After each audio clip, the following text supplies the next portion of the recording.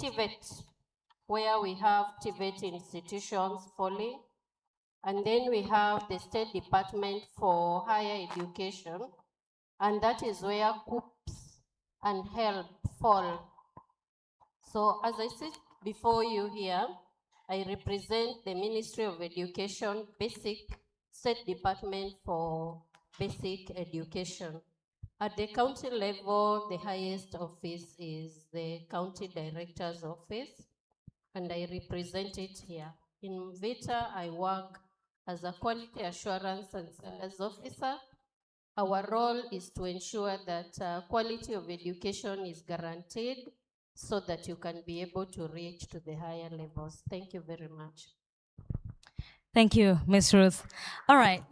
Yeah, you can go ahead and just appreciate her. Perhaps as a build-up to that, would love to understand what role is the County Education Office playing to support students after secondary school, and what options are there? The Ministry of Education's role is to disseminate policies that are going to ensure that the 8 goals of education are achieved at all levels. So the Ministry of Education at county level, when the education was devolved to the county level, the head of the county is the county director. Therefore, at the county level, we ensure that these learners are able to have a seamless flow from ECD to primary school to junior school to secondary school.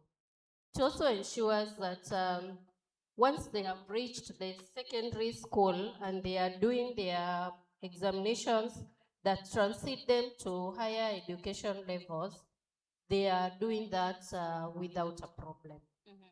So one of the roles of the County Director of Education is to ensure that there is quality in secondary school, because without quality, then the students cannot transit to higher levels of education. At the same time, the government has ensured that there are certain programs that are being undertaken at that level that facilitate these learners so that they are able to succeed. There is capitation. You know, there is expected amounts of money that these learners are supposed to pay to schools to facilitate running of these schools. So the capitation is the amount, there is some specific amount of money that is paid directly from the government to schools. Not bursary, not anything, just direct from the government as a grant to ensure that these learners are able to continue with their education without a problem. And so the capitation is assured because the Ministry of Education has ensured that that is given. And at the county level, then the county director ensures that all schools receive capitation per student. It is normally given per student depending on the level, except ECD. The county government is in charge of ECD. That bit of education was devolved to the county government. Therefore, the CEC education at the county level ensures that the teachers and the education is running at the ECD level.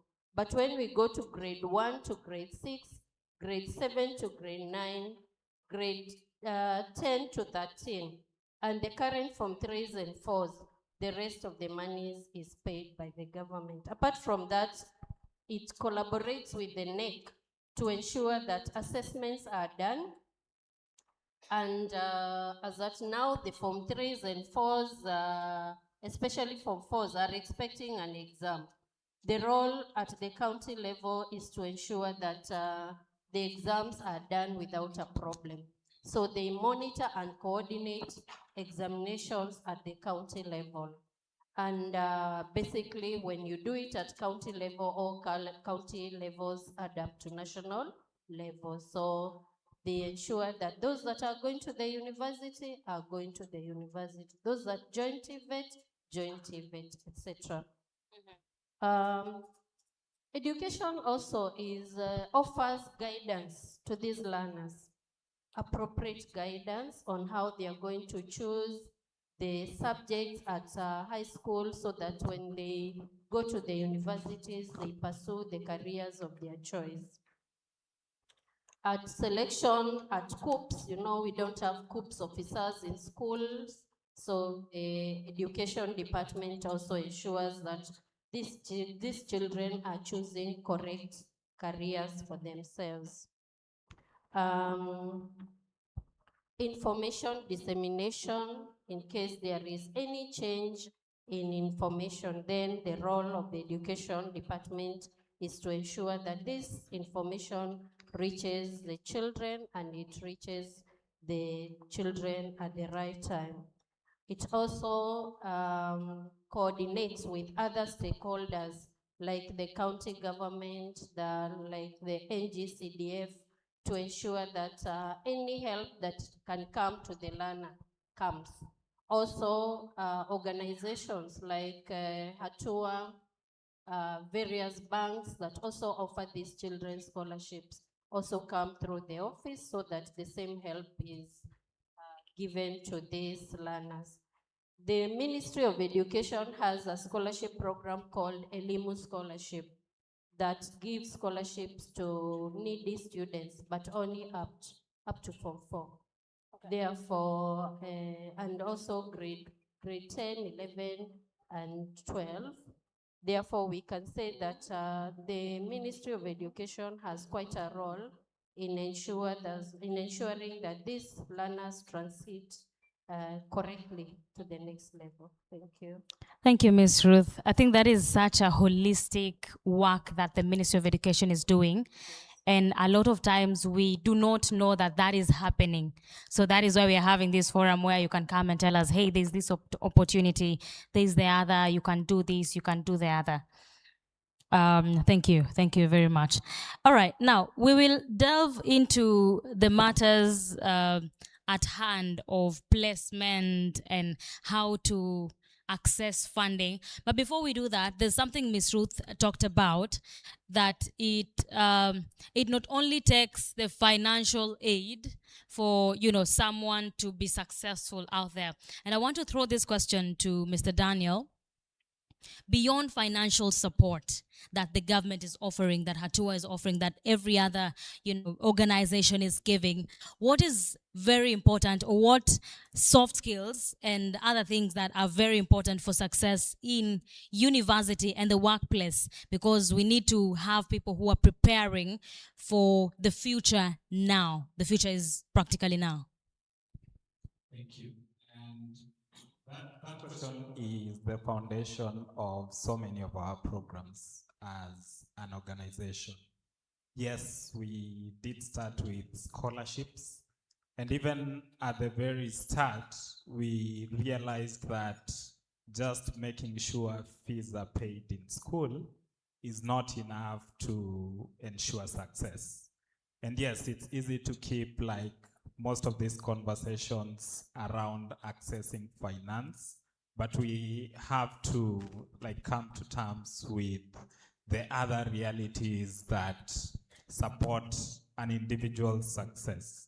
And this becomes even more important at the tertiary level, because at that point, most of us start thinking, we are adults, we are independent.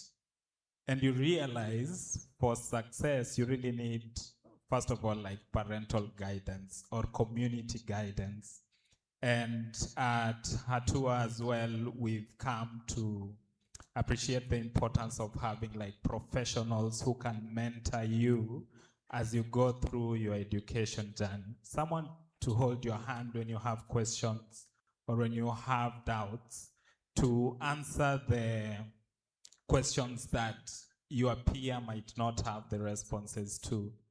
And then also working with employers, they tell us it's difficult to employ young people if they don't have the right soft skills. And so we ask them, what are these right soft skills? And we take that response to heart, and we've designed like programs to help young people cultivate these particular soft skills that will then enable them to like get their first job, keep that job, and get promoted in the near future. Right, thank you. Okay, now, Ms. Nawar, I would give an example of what I began with. We have so many people who are, and this would go directly to placements. We've seen KUCCPS do placements recently, and we understand that 200,000 students were placed in tertiary institutions, but we also have 57,000 candidates who are not placed. What happens? Is there a window of reapplication? Do they need to reapply? Do they need to just sit pretty and wait? What happens? What are the next steps? Okay. Thank you very much. Yeah, it's actually true that there is quite a number of students, who have not applied, and we call them non-applicants. And we were actually, even before we finished the first revision and the second revision, we were in a campaign to actually try to find where the students were through their high schools. So we were even contacting schools to send reminders to the parents. If in a school, maybe it's one or two students, we were actually asking them to call those students and tell them to apply before the deadline. So you'd find that some of the responses that we were getting, others actually applied, others were taking different directions. Maybe somebody was interested in KMTC, so they were waiting for KMTC September intake to open. Others maybe were pursuing, maybe trying to find international scholarships and all that, especially you find the ones from private schools were trying to find the international means of going, abroad. But we were still encouraging them that they should, take opportunities wherever they are, apply locally and still seek those foreign opportunities. But again, even if a student has not applied and has not been placed, they still have a chance to send an email to KUPS through our official email, which is info@kuccps.ac.ke. And that applies even to the candidates who finished in 2024 and 2023. So they can send an email to us explaining why they didn't apply or why they were not placed. Give us their details. That includes their KCSE index number, full name, telephone number, email address, and the county that they come from. So once they send this email, they'll be given something that they will see on the portal written, "Congratulations, late applicant." So that is like placing you to an imaginary university. From there now, once we open the transfer window, you can now transfer from that imaginary placements, because it's just a random placement, not anywhere, just a placement that is there on your platform. Right. So it's even easier for them, because they'll now not be putting 4 choices and all that. They'll be transferring from that late placement to one university and one course which they've met the cutoff, and immediately the university endorses that transfer because of the capacities. Maybe they still have few capacities remaining. If they endorse it, the process goes to the end and they're given a transfer letter. It takes about maybe 7 to 14 days. They're given a transfer letter. Then they now contact the university for the admission letter. So that will be happening between July and August. All right, so we are having this conversation right on time. Yes. Thank you. Right, so we have a student who has qualified, already has a placement by KUCCPS, but the parents are not able to raise the money. So we are thinking help. But then, are we all on the same level? Do we all receive the same amount of funding? Or Miss Margaret, do you mind explaining how student funding is determined? Who receives what?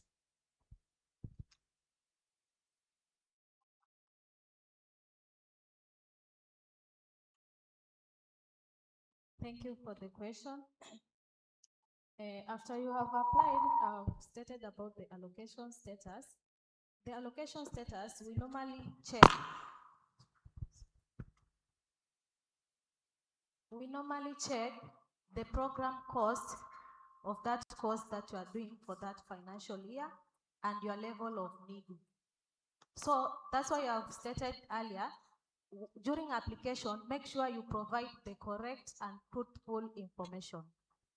If your parents are employed, just indicate they are employed. If you have both parents are deceased, just indicate that they are deceased. Because the way you fill that application form, it will indicate the level of need and the program cost. That's how we will allocate the funds. So during the process, make sure you provide the correct and truthful information, because that information is very important. When you say you have a single parent and maybe you have both parents, that is not correct. You have lied, it's a false information. So just provide the correct information.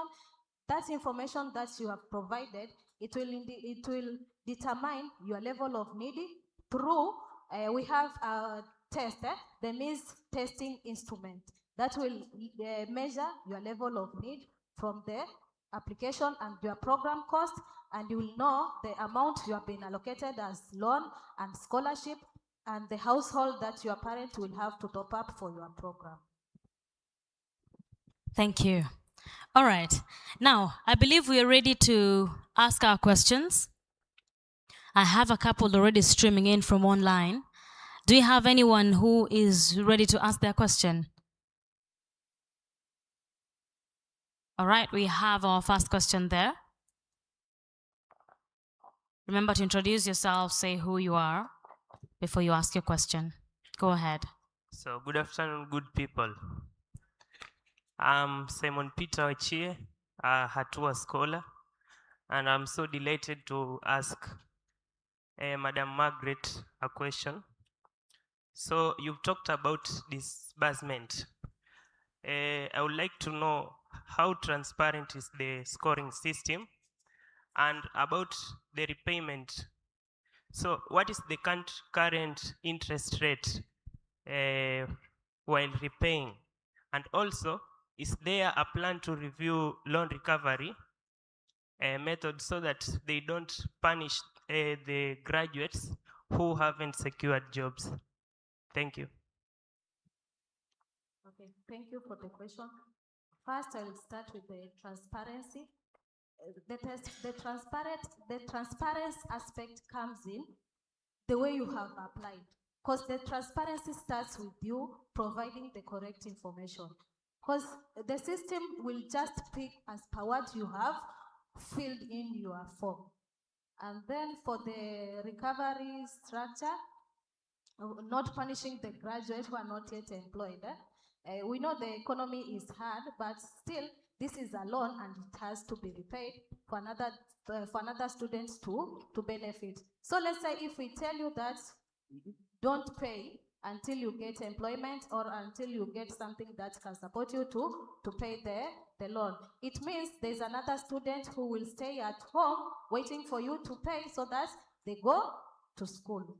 So the little amount that you get, because maybe, let me give you an example. Nowadays we have these M-Kopa funds.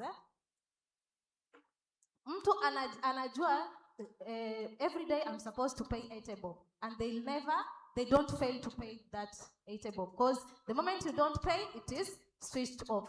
So for help, for those who are not employed, we normally say you pay 1,500 per month. So if you take 1,500 divided by 30 days, it means per day you pay 50 bob. So just try. It's a matter of you ukwe responsible. This is a loan that helped me. Nimemaliza, I've graduated, so there's another person outside that needs this loan so that they can pursue their studies and the life at the institution becomes smoothly.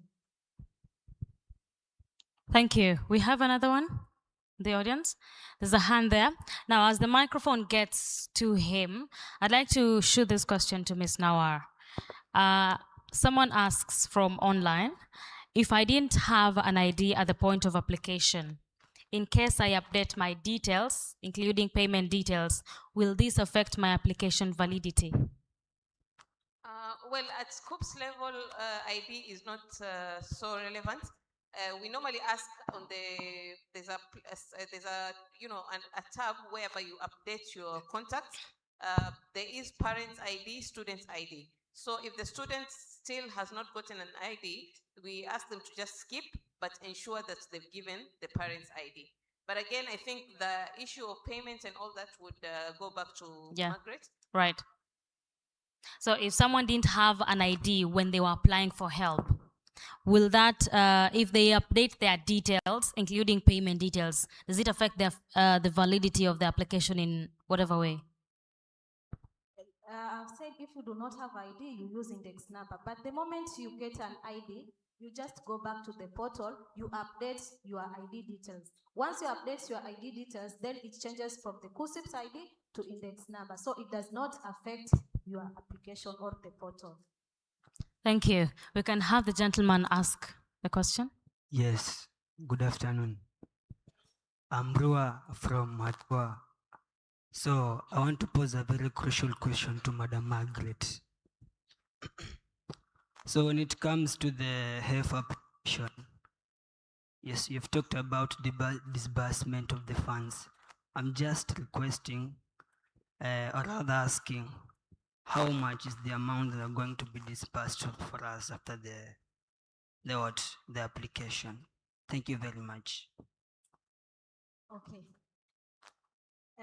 I've stated earlier that the disbursement or the allocation of the funds is determined by the total cost of that program for that financial year. So let's say this financial year, your program cost is 100,000. Also, we check your financial need, the level of need, your financial level of need.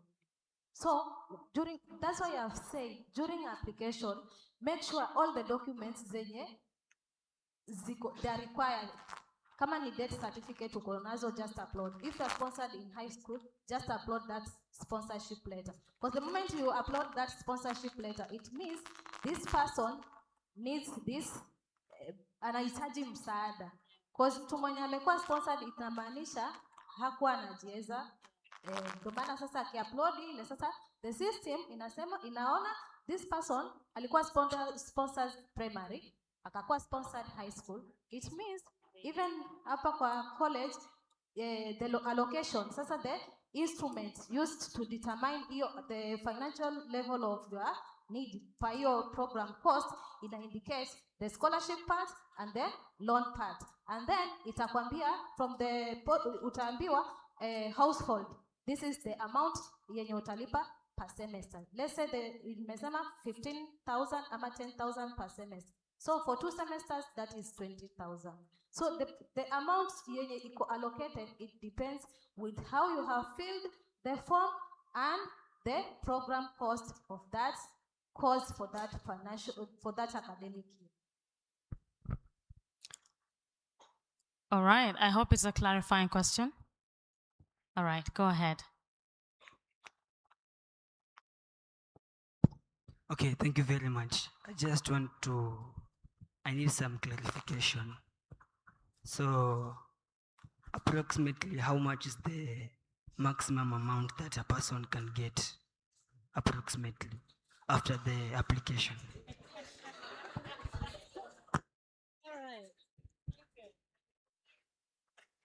Okay. There is no maximum amount because tunaangalia the program cost yako. The program cost yako. Because tuseme this one cost yake ni 100,000. The other student cost yake ni 200,000. So we have to check the cost and the financial. So there's no maximum amount. If you are a government sponsor, there's no maximum amount. But for the private student, on the portal, utajaza the amount yenye unataka. The private self-sponsored students wako na hiyo part ya kujaza the amount yenye wanataka. But for the government sponsored, wako restricted because tunaangalia the program cost and your level of need. All right. Thank you. We will still have chances to clarify. I'd like us to get a question from that side. Let's get a question there. Okay, I'm Wilfred Kiprono. My question is about funding model and allocation. And this is it. Upkeeps loans and government scholarship disbursed directly to students' account. Thank you. Do you want to take that question again? Okay, mine is about funding and allocation. Mm-hmm. Are upkeeps and scholarship, government scholarship disbursed directly to students' account? For upkeep, it depends with the payment option that you have selected during application. If you have selected bank, the upkeep will go to your account. If you have selected M-Pesa, that's for those with IDs, umeweka the number yenye ko registered na ID yako, it will go to the help wallet and then you withdraw to M-Pesa. For scholarship is inalipwa direct from University Funding Board direct to the institution. So hiyo inalipwa kama the tuition fee from the loan part ya help. Thank you. Go ahead. Okay, my name is Daniel Sifa, Hatua scholar. So I have this question. What should students do if fees are delayed and the colleges treats them to send them home? And you know, there are some students maybe they have the scholarship and also they have applied the higher educational fund, but maybe there is a delay in the higher educational fund and maybe the college or university has decided to tell the student to maybe to move out the school. What should the student do if there is any delay about the higher educational fund? Okay. For that question, most of the time when there's a delay for that financial year, it is usually communicated to the universities or to the colleges that the disbursement will delay. So do not send away the students, just be with them until the disbursement process is completed. So they normally communicate to the universities. All right, we have a couple of questions at the back, but I also see hands on this other side. So let's have one question over there.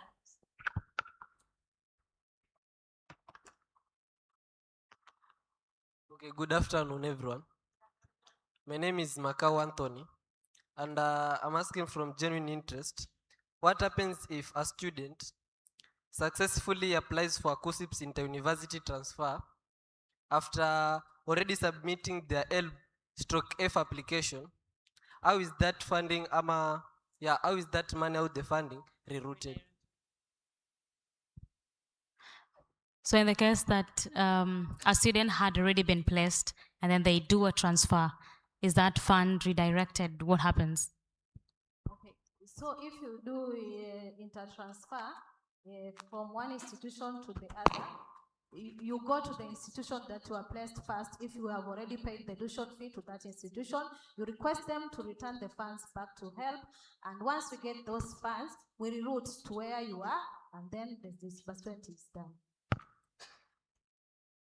Okay, thank you. And secondly, I'm just interested to be informed, why is it that the government scholarship is restricting that scholarship into public university, public TVETs, and not to private private university and what? So let me rephrase it. This is what I want to mean. Yeah. Private institutions. Like, why is it that only the government scholarship is restricted only that it will be given to public university and public TVETs and not to Private institutions. Private TVETs and public university? They're only relying Right. on loans only. Okay. For someone to enroll in a private university, let's say, let me give an example of a private university. Aga Khan, it's a private university, right? So, the moment ukisema you are going to a private university, it means you are capable or you can afford the fees from that institution. But for this government, for the government students, the moment ukijaza through COOPS, ndo sasa you qualify for loan and scholarship. But for private, umejichagulia, not mtu mwingine, wewe mwenyewe ndo umejichagulia. So inamaanisha you can afford hizo fees. Hata ukienda ukiambiwa per semester you have to pay 600,000, uko ready kulipa the 600,000. Because kuna options. Uende kwa private university or you go to a public university. All right, thank you. There's a question here for Ms. Nawar. We are in a world where careers are consistently changing. There was a time when the economy of Kenya was growing and finance and statistics was the thing to do if you were to secure job placements. At the point when education was expanding, education was the it, right? And then we are in a place where people did different courses. Today they are project managers and they have to, do certifications here and there. So I am thinking about the person who's not yet been placed and they need to apply and select the careers or the courses they want to do. Looking at the next 5 to 10 years, just forecasting into the future, what would be the courses that you would advise? So that not everyone is in medicine, and you spoke about this. We have a situation where A students applied for medicine, we have a student in C+, so they do not manage to get in, and they end up being locked out. What courses are emerging, looking at, the current economic landscape of the country and, in general? Thank you very much. Well, I think in one way or another, I kept mentioning the idea of careers being very widely spread. And in one way or another, every career will serve a role somewhere. But again, what I think the society or the public sometimes does not want to come to terms with is that even the students themselves are wired differently. You'll find that some students are STEM oriented and some are skills oriented, of which even some of the skills are contributing more to STEM. Every student nowadays is talking about STEM. Even in the pathways, you'll find that more of these learners are running for the STEM pathway, even though there are some careers in social science as well as arts and sports science that turn out to be very, very important. So one thing first I'll advise, even before we think of the careers, is that we accept that each of us has something that is built in them that is totally different from the other.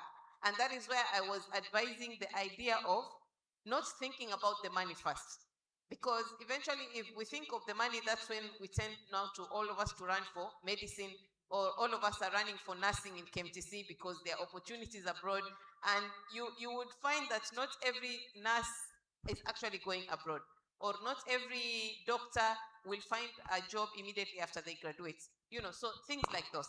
So I might not be in a total position to tell you this and that, but maybe just to tell you that every career, so long as you find it something worth doing, and later on you'll find that there's something you can do with this career. Why I'm saying this is, even during the job interviews, and especially like when we were applying, for jobs and everything else, you'll find that it tells you somebody who has graduated in human resource or any related field. So even somebody who has done business management or somebody who has done anything else might have some level of experience, unless they insist maybe this person should be certified. Unless they insist that you should be certified by a certain body.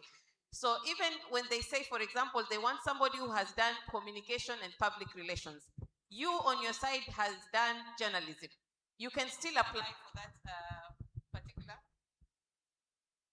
You can still apply for that particular job. So let us think out of the box in a way that any career I do, how aggressive will I how aggressive will I be looking for a job with that particular career?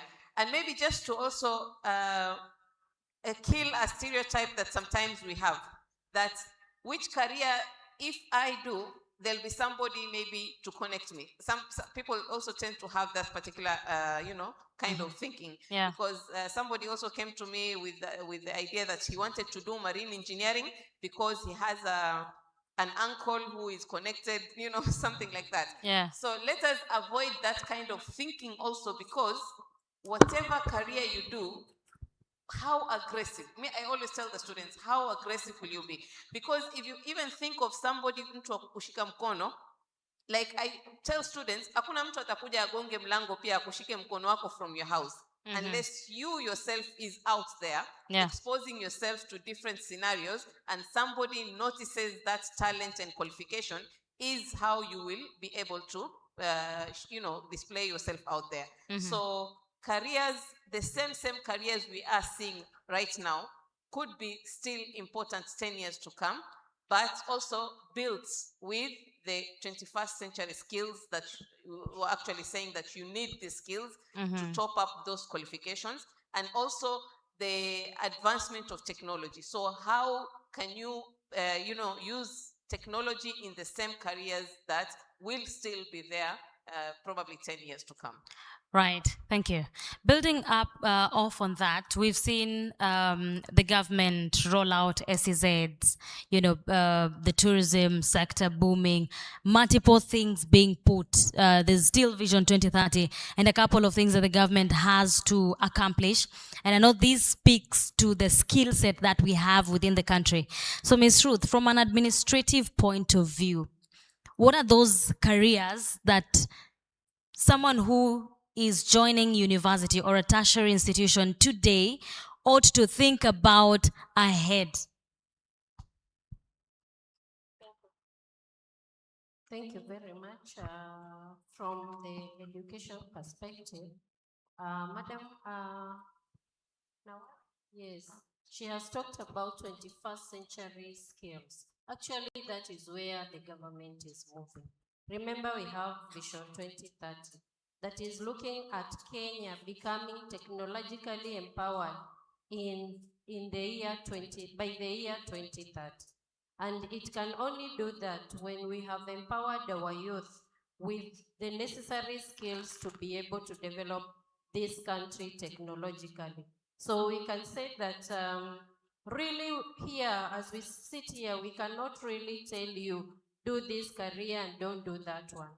But the government in itself has even changed the curriculum that is being offered in the country today.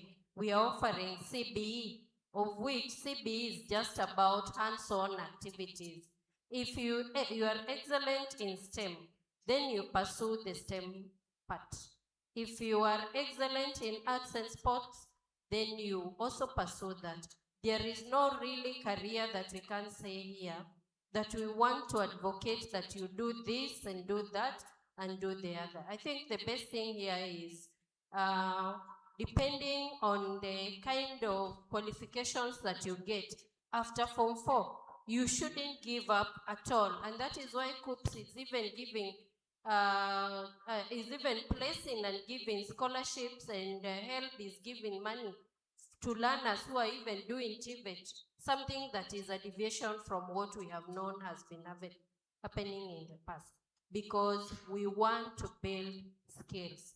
If you're good in plumbing, why don't you do it? We need a lot of plumbers out here. If you're good in electricity, you can start with a certificate with your D+, you go to a diploma, you go to a degree, and then you come and install electricity in our houses.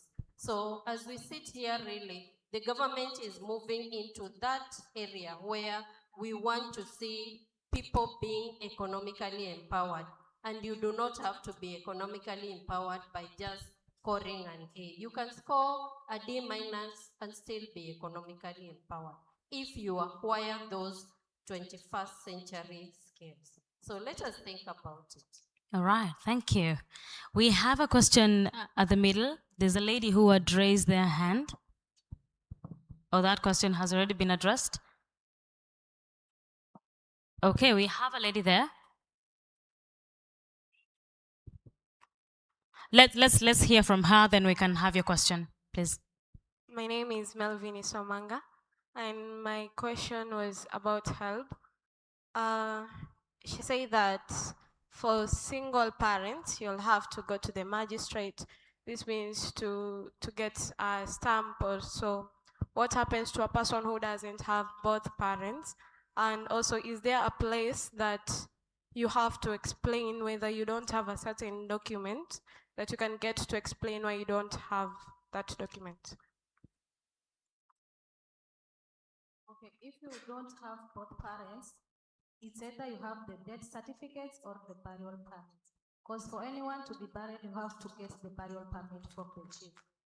So your burial permit, kama hauna death certificate, then you use the burial permit. It's acceptable.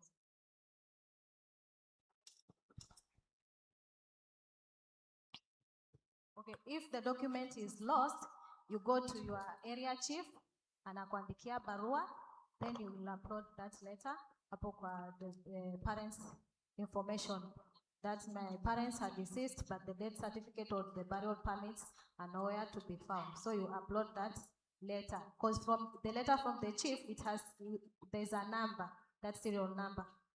There's a number yenye huwa wana quote nayo those letters. So unaeka hiyo number hapo kwa portal, because it's either you have the burial certificate number or the death certificate number. Kama venye birth certificate, siko na ile birth certificate number. So ukiweka the birth certificate number, the same as hiyo death certificate pia iko na number. So from the portal utaulizwa the death certificate number or the burial permit number. If they're nowhere to be found, maybe they got lost or something happened, then hiyo barua ya chief iko na hiyo it's like a code. Iko na numbers hapo, so utaweka hiyo and then you upload. Miss Ruth, you want to add something? Yes, in a situation where you lose your certificate, academic certificate, these days you can even get them online, but the normal process is that if, for example, you don't have parents, or even you have them, but your certificate got banned, they got stolen, they got what, you still can get that information. If completely you have no photocopy document of your certificate, then you are supposed to go to your school where you are learning. There is that, the document that comes from NEC that has all the names of the students who sat the exam in that particular year. Then you photocopy or you scan that part where your name is and your results, how they appeared. And then you go to the cyber. There is something called QMIS. That is QIMS, where you query that with NEC, and then you upload that document. NEC will be able to send those details to the university. If you need to use the document to upload, then you can visit NEC in South Sea, explain your case. They will tell you what to do, and you'll be able to do the process. Thank you. Thank you, Ms. Ruth. We can hear that question. Okay, thank you. So from the senior most panel to my colleagues, good afternoon. My name is Josephat Hatua, student, and I have two questions. One goes like this. While I was sitting here, I heard that soon we are going to have a sponsorship from the Mombasa County. But unfortunately, I heard that it is only for the medicine students. So I was like asking if there are those international scholarships, like the one that was from Uganda, that I had Mr. Waziri saying, is there any possibility that other fields like engineering can also have those scholarships? Then the next question goes like this. I was placed to a university that it is not in the list of the engineering board because I want to pursue an engineering course. But the university that I was called it is not in that list of the engineering board. So I was like having shockwaves. Will I be recognized by the engineering sites? Yeah, thank you. Okay, let me answer on the universities first. You need to know first that COOPS as an agency of ministry works hand in hand with all the other stakeholders, including Commission for University of Education and of course the regulating bodies, if in Kenya that is the Engineers Board of Kenya. So anything you find on the COOPS portal, be assured that it is regulated and it is accredited. So you don't need to worry about that. Also, just to answer, I don't know whether Mr. Daniel also will add to that. On the scholarships, I think Waziri had mentioned that the scholarships for medicine were in partnership with TUM, and also because of course it's the one in Mombasa offering medicine, and also Kampala is a partial scholarship, and they were majorly focusing with that on medicine because you could see what happens now when it comes to placement of medicine. The capacities, of course, are limited and applicants are still many. So they were trying just to expand more opportunities on that. But the one in Indonesia he had mentioned was for many other causes.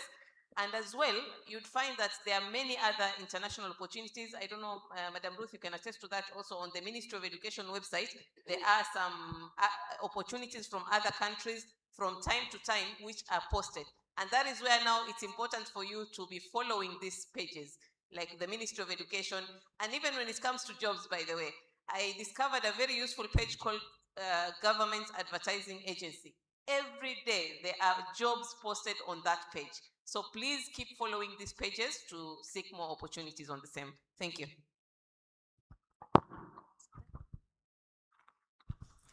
Yes, we'll make sure to submit your request to Waziri as well, and hopefully he gives us a response about why engineering is not amongst the ones he's shared.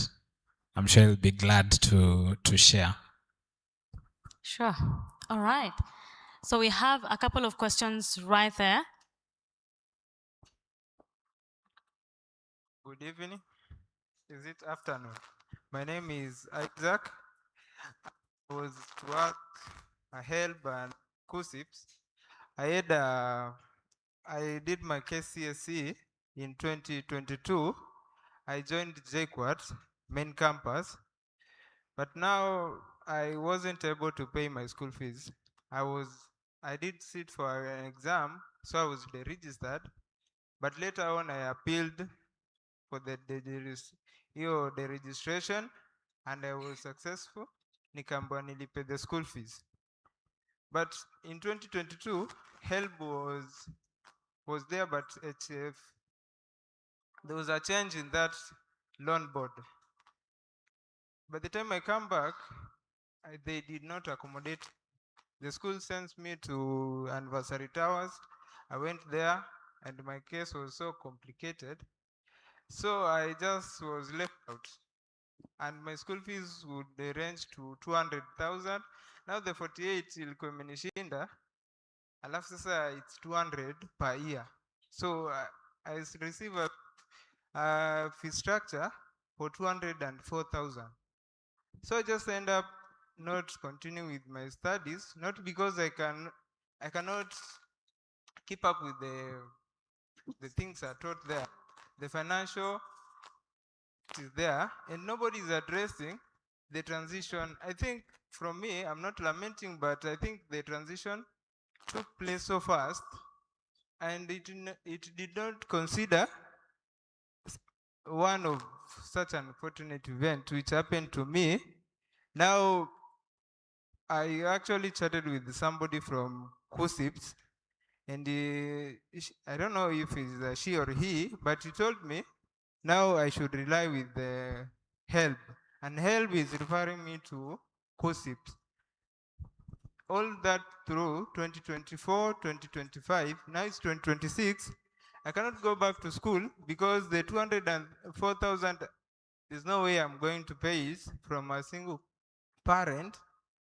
And I actually wrote so many letters, and there's no email which has been replied to, and I don't know who to face, or where is my complaints. Sijui na submitia nani. So when I saw about this event and I saw gossips and there's help, I knew it was a perfect timing for me to know, is it gossips or help in my case? And what can I do? Because even the 48,000, which was initially, ilinishinda kulipa. So I will need that clarification because Yeah. I want to continue with my education. Thank you. Before you respond, there is a similar case here. Someone says, I deferred from school in 2021 and I haven't gone back since. I want to resume school this year, but my peers already graduated. Can I still access HELB loan? So as you respond to that, this also ties in. You can talk about that as well. Okay, thank you. So first, from the understanding is that since you were placed in 2022, there was an old funding model before. And, you know, the situation is that COOPS has always been in charge of placement. University Fund has always been in charge of funding your scholarship. You know, before people used to understand ini pesa ya COOPS, but we were not really the ones paying your fees. So, but then the difference was that automatically once you're placed by COOPS, the money follows you to the university. The scholarship was, you know, automatic. But that was University Fund sending that scholarship. Now, once it's changed, after you've deferred, of course, it's the university to accept you back. But because now they don't receive the automatic scholarship that was coming, that is why they are now sending you to the funding bodies. And I think it should have been University Fund alongside HELB, which now gives you the loan. Maybe also Madam Margaret can explain on the same. But again, your placement would still remain the same with JKUAT so long as they take you back, but now the funding has been delinked. That is why they were sending you to the funding bodies.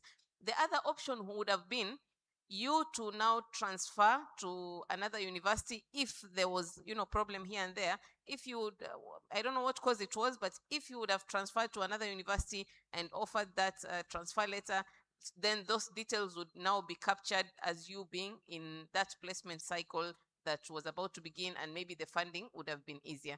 But I'll also allow Madam Margaret to expound on the same. Okay, in 2022, we had 2 KCSE exams for April and for December. Those who did KCSE in April were categorized in the old funding model, and for those who did KCSE in December, that is 2022, were categorized in the new funding model. So for let's say if you deferred and you went back to the institution, you still need the funding, that is loan. If you are in the old model, it means from our portal you will only apply for loan only, because the scholarship part will be sent direct to the institution. I like the December 2022 cohort that they applied scholarship and loan on the same portal. So if you deferred, you just bring the deferment letter and a letter confirming that you are back in session in that institution, so that you can be enabled to apply. And then for you to be enabled to apply, it depends. During the deferment, did you apply for the loan? Maybe your course is 4 years and you are out of the school and you applied. So it means kama uli apply for 4 years na ulikuwa umedefer, inamaanisha your funding imeisha. Because kama ulikuwa unafanya a course of 4 years, hakuna extra loan. So kindly, if you defer, don't apply until you resume your studies. You bring the deferment letter and the letter to confirm that you're in session, that you can be enabled to apply. Thank you. We can hear this question and then we get that one. Okay, thank you. I'm Florence Caswell, and I heard Madam Margaret talking about the payment of the loan. You know, I'm too concerned and determined to know how this fund will be paid. For instance, let's say you applied for the loan, you got the loan, then you studied for your 4 years or even 5 years for the course you applied for. Now, after you graduated, let's say, God forbid, but you died. Let me say, umekufa, sawa? Alafu the guarantees, wale guarantees wenye uliwaeka pale, pia imepatikana kwa wamekufa. So how will this fund be paid?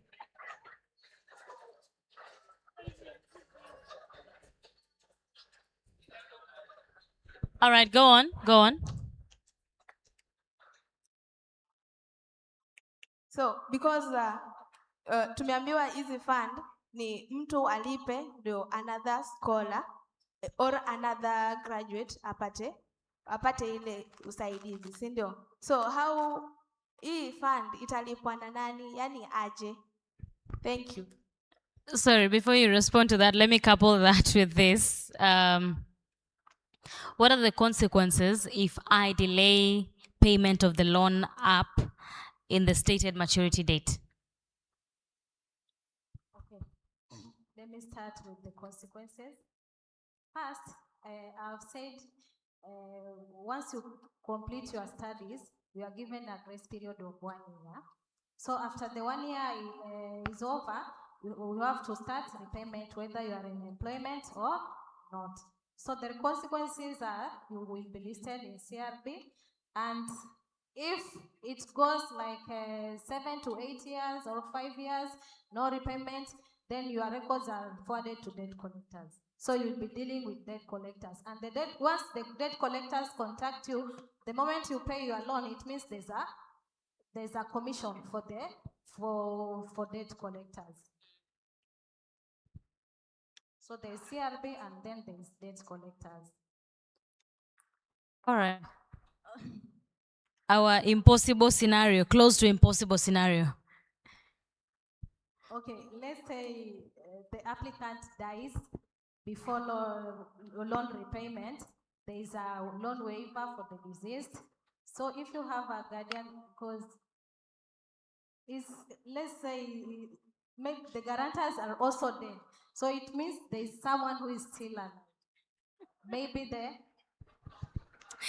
This case is very impossible. Okay. If you have parents. Ata parents, no, we can't kill everyone. Let's leave that story there. No, we cannot kill everyone in this case. Okay, we have the student proclaim scheme, and then there's a part for insurance.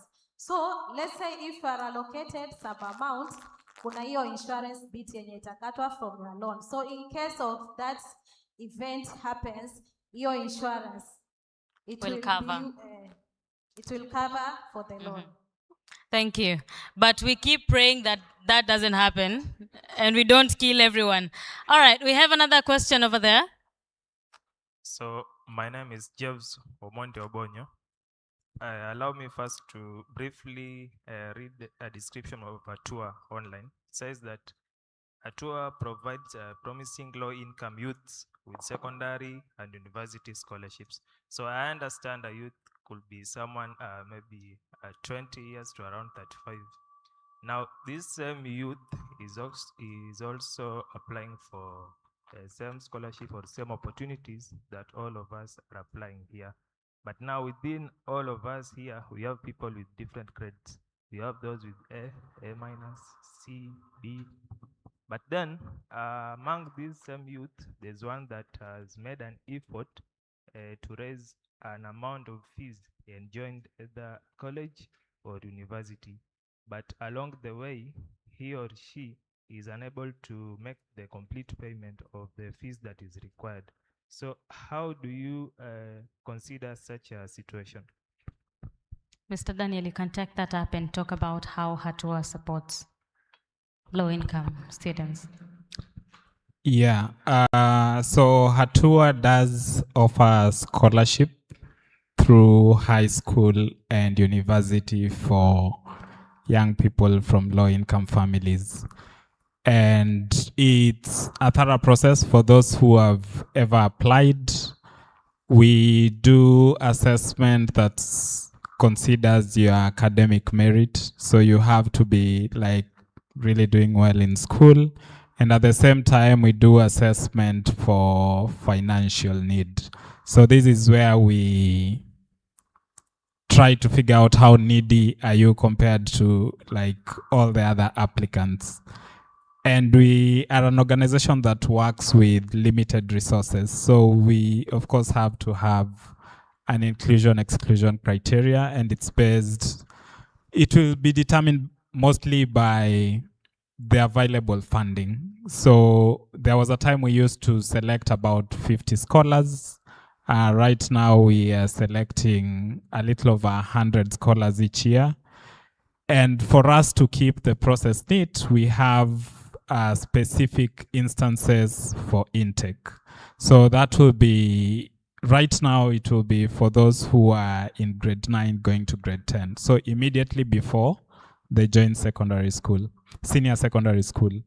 And then we have another intake point, which is immediately after Form 4, going to university. The other reason why we have these specific intake points is because for our scholars, especially, there is a mentoring component that is very key, which we have to make sure that we've had time for them to cultivate while in program. So they can do this while they're in high school, or they can do this just before they join university. So that is very key for our programming. We've always had queries for those who have maybe started and at some point have had difficulty to continue. They do not fall under like the people that we'd be looking to select for all the different reasons. We do encourage them sometimes to seek support, mostly on bursaries, make sure that they've applied for help and that's supporting. So we can help them with the information that can help them advance one way or the other. But we do not like actively select them into our program for a scholarship. Thank you, Daniel. We have two questions here that I would like to put them together from our viewers online. Someone says, I have a diploma, I want to do a degree course. Am I eligible for help? Another one says, I did my KCSE exams in 2014 and applied for a degree course and has an ongoing help loan.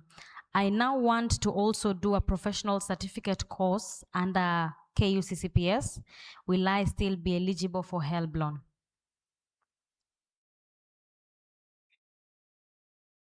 Okay, for the one who is passing from diploma to degree, yes, you are eligible for help loan only, because you will be a self-sponsored student, so you only apply for loan only.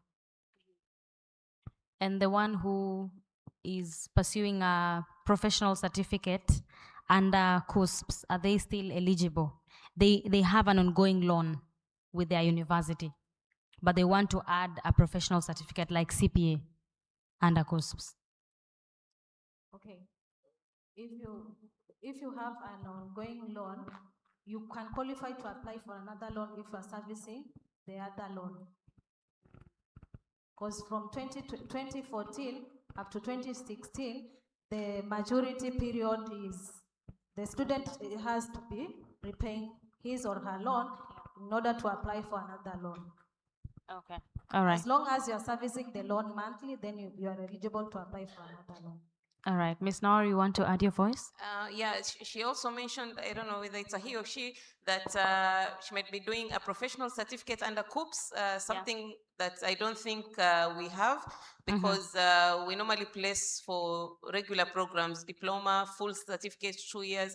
So unless maybe somebody who has done a degree and maybe is doing something else like KMTC or maybe Kenya School of Law or something else. So I don't know whether, or she might be referring to CASNEB maybe, but not under CUPS. We don't offer those short professional courses.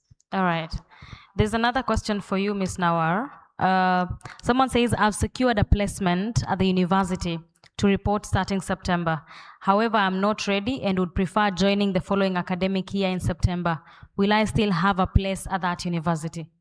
Yes, now this is also very important. Sometimes students secure admission, then they just disappear for a year. Then when you come next year, of course, if you've not deferred, because once we've placed you, you are a student of that university. So you need to inform the university that for one reason or another, you wish to defer. And mostly they allow you that 1 year. So fill their deferral form as they've guided you to do so, and leave it with them, and ensure that you report back the next year and you don't delay further.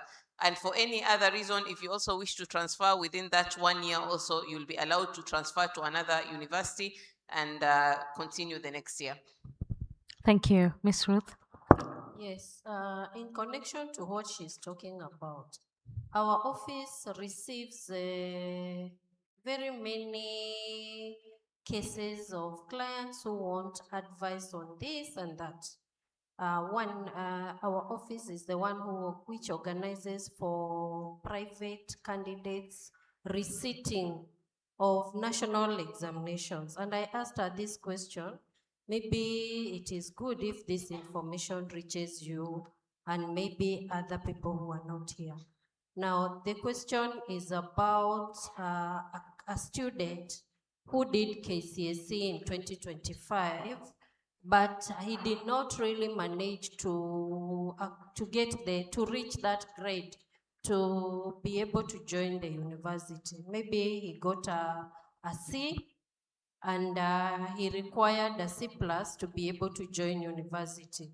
There are times these learners come to our office and they request that they be allowed to sit 2 papers so that they reach the C+ grade.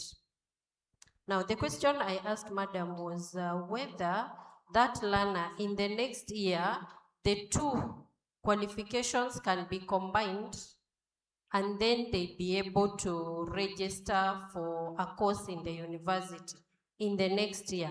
Not necessarily being combined because it is impossible, but come separately. Number 2, I had a student who had got maybe a C+ and wants a higher degree. Again, that one comes in. And complaints about MTC not being able to register learners who have already researched a subject. For example, they did not get a good grade in maths or biology, and their requirements for that particular course today. So the student has gone out of their way to receipt these papers. They have now the good grades, but KMTC is not willing to register them or something, or maybe any other college. Maybe you can help the learners. Okay, first, maybe let me start with the KMTC. KMTC first is under KUPS. Placement of KMTC is done by KUPS. So they are not at a free will to mostly accept or reject, but the receipting of the 2 papers or 1 subject, or that is allowed for KMTC. So once, sometimes it's just a matter of being slightly patient. I think the student, the students sometimes might not be aware that their results will be updated. You know, kuna kuanga na ile panic mode sometimes. Immediately after results, of course, the first batch that comes are those who did in that year. Then NEC updates now those who research some certain subjects or maybe repeated the whole, the whole paper, the whole exam. So they are normally updated slowly, and mostly KMTC, if you even take an example of this year, those who did their KCSE in 2025 have not been able to apply for courses like nursing yet, because we are advising them to wait for September intake. By the time they got their results and they were updated on the portal and everything else, we were done with a big part of the March intake. So they're still yet to apply for whatever courses they want during the September intake, which may open soon. So even those who had repeated those 2 or 1 subjects, all of them now, if they even check their portals, all of them, their results have been updated. Those who repeated one subject, two subjects, whatever it is, and for whatever reason, after NEC has sent all the required, information to us, and that student's mark or that student's grade is still not there, we still advise them to go to NEC because it's now on NEC side as to why they did not update us with that student's record. So for KMTC, they can apply. Even once we open the portal, anyone who had repeated a subject, they can apply. For degree, out of that competition and privilege of that merit, degree we don't allow repeated results. And that is a directive, of course. So the students' mark for that year or grades and subjects are only applicable during that year, so we will still use the initial marks. If they want to go self-sponsored, then they have an option of doing that and maybe applying for other funds like HELB and so on. All right. I'll take 2 burning questions from the audience. There's a lady at the back, there's a lady here. But before they answer, can we get mics to them? I have 2 last burning ones from the audience online. If a student feels their HEF funding assessment does not reflect their financial situation, is there an appeal process? If so, how is it done and how long does it take? Okay, for appeals, you have to apply first. Once you apply, then you wait for allocation and then you check the amount that was allocated. So if you see that the amount is maybe you can't afford the household, you go back to the portal. Appeals are done on the HEF portal. Just go to the portal. If the appeal window is open, you will just see it on the portal. You open the application and then fill the details online. All right, thank you. Ms. Nawar, there's one burning here for you. If one wants to change the current university placed to another, but they miss the placement in that university, can they still change their minds and go to the original? Let me understand the question again. So if one wants to change the current university placed to another, but they miss placement in that university during the revision. Yes. Okay. Can they still go to the original placement? Yes, definitely. In fact, transfer is made easier right now. Either you transfer, sometimes even the university itself might say that they don't have capacity for that particular course. Automatically, it goes back to your initial placement. The placement does not change until you get the transfer letter from COOPS. At that point is when now it has changed to the other one. And even at that point, some students still start, somebody wakes up today, they want to go to Maseno. Tomorrow, now they've decided they want to go back to TUM. The students, once the process has completed to the transfer letter, and you wake up now, you decide you want to come back to TUM, you initiate another process again. And you pay another 1,000, okay? So that is your own wish to start going back and forth, but you can transfer more than once if you wish. All right, thank you. Let's take the last 2 questions. There's a lady on this side, there's a lady at the back. Okay. Afternoon, everyone. Good afternoon. Okay, so I have a question for Mrs. Margaret. Let's say, for example, I want to do 2 courses. I want to do neurosurgeon and maybe I want to pursue the other course later. So I start a degree course at the beginning of, let's say, this year. Then I apply for HELB loan. After finishing my first course, I want to do another course again. Can I still apply for the HELB loan or is it not available again? And I have a second question for Mrs. Nawar. The second question for Mrs. Nawar, let's say I was allocated to a certain university. I don't want to go to that university. I want to go to another university. So am I still going to apply the same way through the COOPS portal as a student or?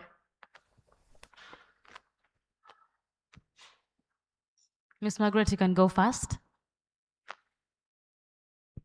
Okay, you have enrolled for a degree course, maybe it's a course for 4 years or 5 years, and then you are done with the course, and now you want to apply a degree course, another degree course.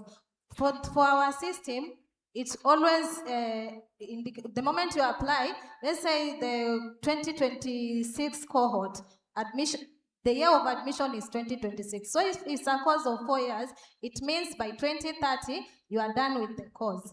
So by the time you are done with the course, hapo uko na ID, and maybe you have gotten an employment, ama you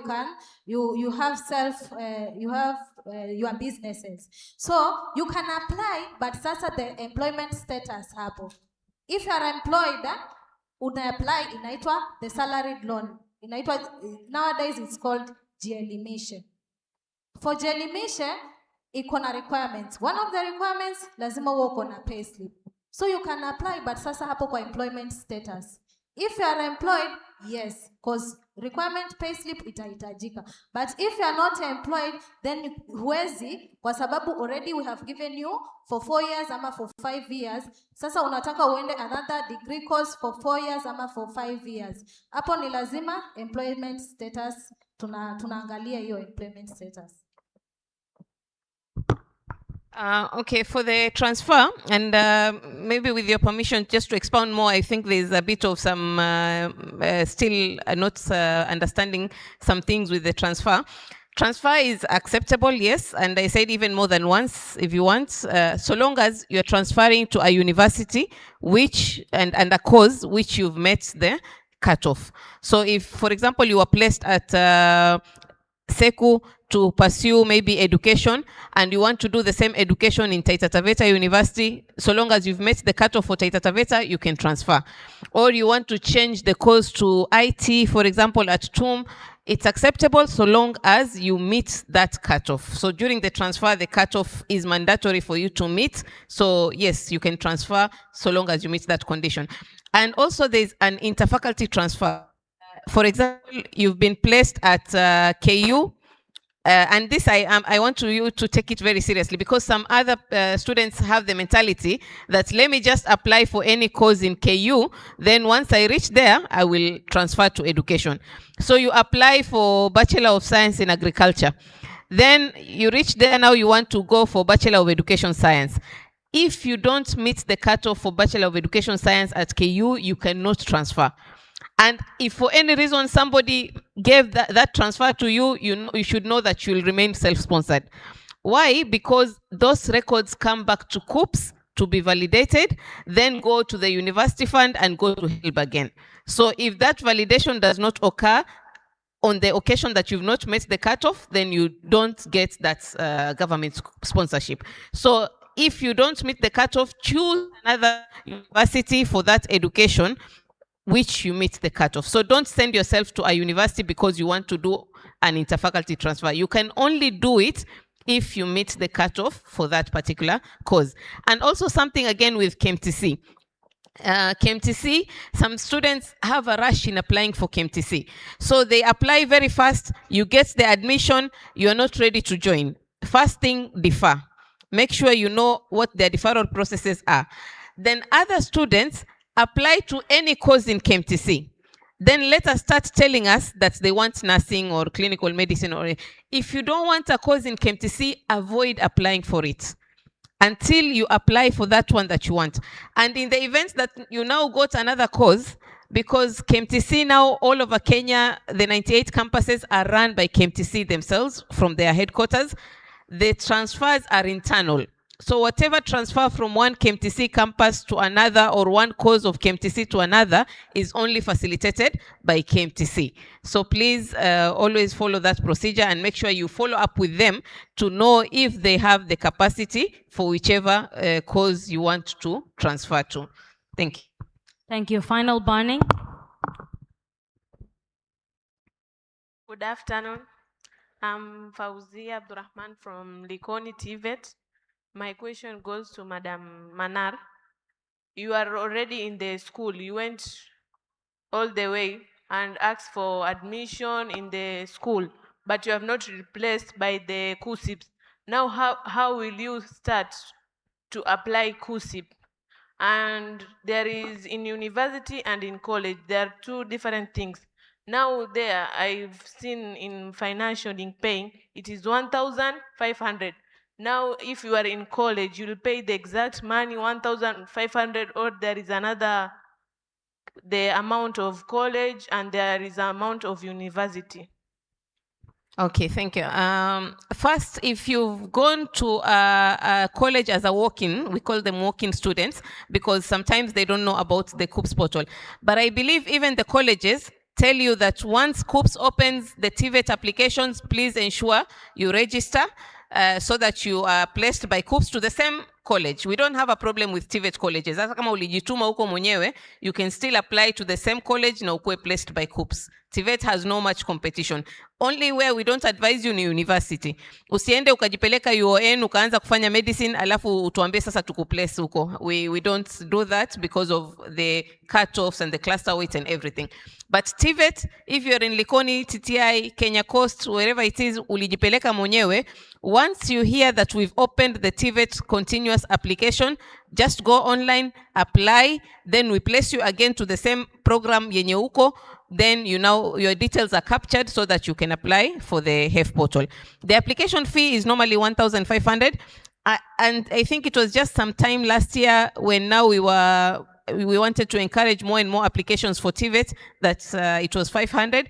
I don't know about this year, but normally the standard application fee is 1,550 actually. So that is the application fee. Thank you. All right. There's a question stroke suggestion as we close this for the county of county government. How does county advertise opportunities within education so that it receives application from all sub-counties? How, and I think this is the suggestion, can you strengthen your communication to ensure that these opportunities reach everyone? So you can talk about how the county advertise the opportunities that are there in education, in the Ministry of Education. And as you do so, you can also give your parting shot as well. The opportunities in the Ministry of Education are at two levels. We have, with the Ministry of Education, we also have another section, the Teacher Service Commission.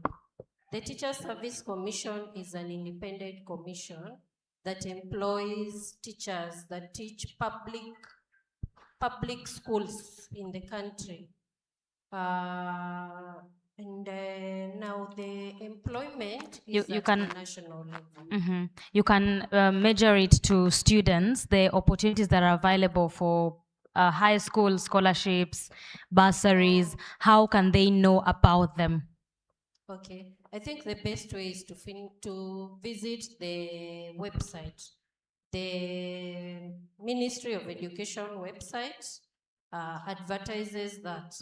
And then there is also the national government advertises all sorts of internship programs and scholarship through the county commissioner's office. That's another office that you can visit. Your parting shot, Ms. Ruth? The parting shot for me is that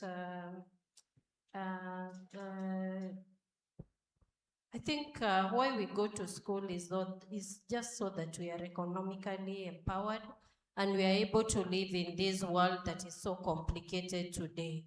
Mine is just to ask these learners who are here today that look for the best that you can do that can make you economically empowered. And I want to thank the organizers of this program so much. By the way, when I came here, I did not know that it would be this informative. KUPS, seeing these officers that you are seeing here, KUPS and HELB, is not very easy. And they have come here, they have come to enlighten you on the best way you can go so that you are able to especially get the funding. Once KUPS has placed you in the institution that it has placed you, you have been able to understand how now, if you need a change, what you need to do. And I believe Madam is going to tell you how you can easily get help even after right now. Mhm. For help, again, I am sure there are so many questions about help. Again, Margaret, thank you very much for your presence today, because even us, the questions that we receive from clients in the office, we can be able to give direction here and there. Otherwise, thank you so much. Hatua, thank you very much, all of you, for being present today. It was humbling having you with us. Thank you. Round of applause for Miss Ruth Njoroge from the Ministry of Education. Thank you, Madam. Miss Margaret, parting shot. Okay, thank you for this wonderful moment. Also, I'd like to thank the organizers of this event. My parting shot to all the students and all the members in the house. For the students, be yourself. During the application, make sure you are on the spot. If you have given your details to someone, make sure you are there to confirm if the information being entered in your portal is correct. If there are any technical issues, you can visit our desk at Mombasa Huduma Center. We are open from 7 a.m. to 7 p.m. Or you can visit our customer touch point. You can send an email to contactcenter@help.co.ke, or you can call our official helpline 0711 052 000. Also, I have my office number, that is 07400 42 400. In case you have called and no one has picked that 07400, just drop an SMS, because last month subsequent applications were opened, so our desk is we have a traffic for those applicants who are continuing students, second year, third year, and all those. So the subsequent application is open for both TVET and for undergraduate. And then for first time, the portal will be it's open, but from next week on Monday, we will be getting students who are coming to be assisted to apply. So in case of anything, in case of any technical issue, just come to our desk. We are there, we are ready to serve you. Thank you. Ladies and gentlemen, Miss Margaret Randu from HELP. Thank you so much. All right, before I move to Daniel, where can we find you? Where are you located? Or how can we reach out? The education offices are in Uhuru Nakazi. Uhuru Nakazi building, 4th floor. You're going to find the offices of sub-county, county, and the regional offices for directors of education. Thank you. Thank you. Mr. Daniel, if you were to leave every student here with a piece of advice, what would it be? Parting shot. Yeah, I think when I am working with those who are applying to join colleges and university, the question is usually which course pays the most money. That's what you want to know. And it's like, once I know the one that pays the most money, that's the one I'll apply to. So the thing is, the job that pays the most money is the one that you can do and that you will enjoy doing. So find out what that is, because that information is with you. Thank you so much. Ladies and gentlemen, Mr. Daniel Nyanga Nyagaya, Programs Manager at Hatua Network. Thank you, sir. Ms. Nawar, parting shot. So mine would be advice. With all that said, I would like to advise all of you first to always be positive. Tuache kukuwa na makasiriko sometimes, or the art of giving up very fast. Let us adjust very fast to life, because that is exactly what we have been doing, even us as adults. And let us be information literate. That is one of the even competencies of CBE and the 21st century skills. Let us be aware what is out there. and I've been hearing you asking about where the opportunities are. Tutawapata vipi? You know, how will we know? Follow the pages that are relevant to you, because everything nowadays is online. And we are going digital. Each and every corner of the government is going digital. So go on these pages, what is out there for you. And as I had told you earlier, be aggressive enough to go for it. And I'll just tell you a short story as I finish of my own experience. When I was applying fresh from university, I was going on Brighter Monday and Jobs in Kenya and doing Nini. Kila platform, I was spending all my days there.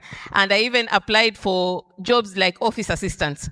And the job I was called for was a secretarial position in the school. So when I went there and they told me, with your first class in IT, kwa nini unakuja kutafuta job ya secretary? Then they asked me, can you teach? Yes. I was, aggressive. I didn't know I could teach, but I said yes. Then I learned and I became a teacher, and the other subject I taught was IRE. So that is how I became a teacher. Then I started now seeking postgraduate in education.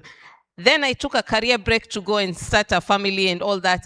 And when I was applying for these other jobs, I started going again, Brighter Monday, Jobs in Kenya, blah, blah, blah. And, I was now so aggressive because I wanted to go back to my career.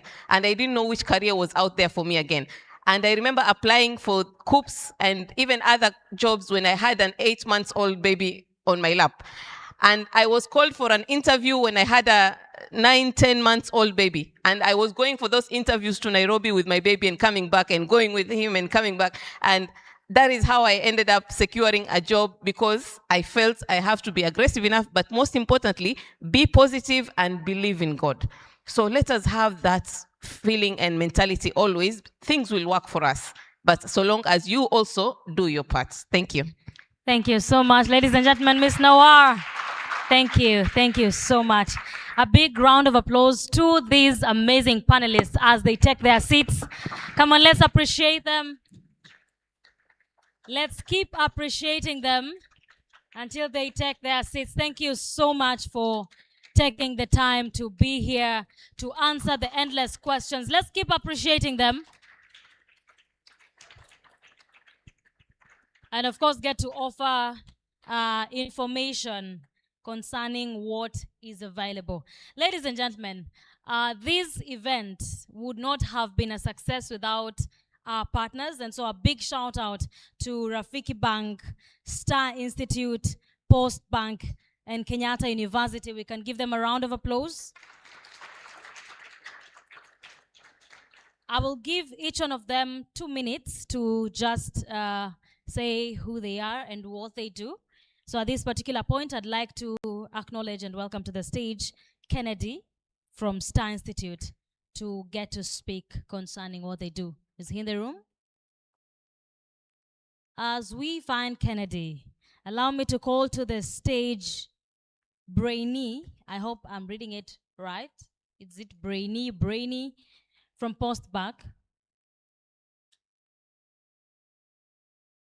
Ah, all right. It's you, Bwana President. I actually know him. His name is Brainy. I'm right.